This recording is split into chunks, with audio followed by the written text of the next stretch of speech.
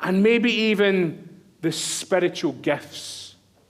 Now, these things are important.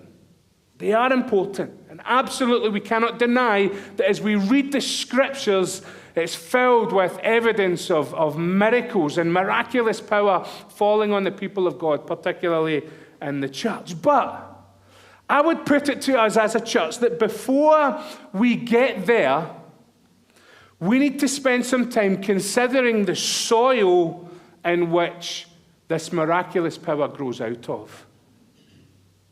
That's why we are focusing on the fruits of the Spirit. See, the Apostle Paul says you can't have that, the miracles, the power, the gifts, without first having this. If you were listening well enough last week, you would have seen that. Without love, nothing.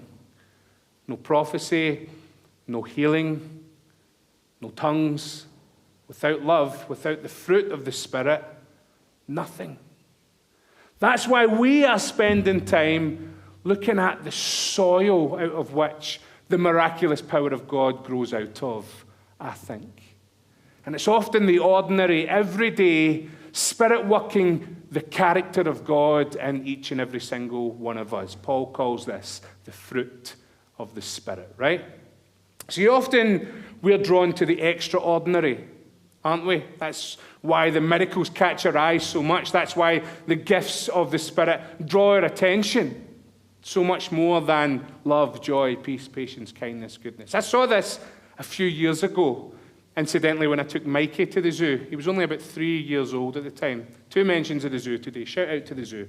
But 3 years old, I took Mikey to Chester Zoo. Some of you would have been to Chester Zoo. It's a brilliant zoo. And you'll know that as you walk through the front doors of Chester Zoo, one of the first things that you see is the elephant enclosure, a huge enclosure with Indian elephants and majestic creatures, beautiful things. And I said to Mikey, look at this.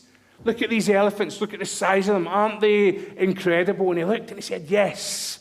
Where's the sheep?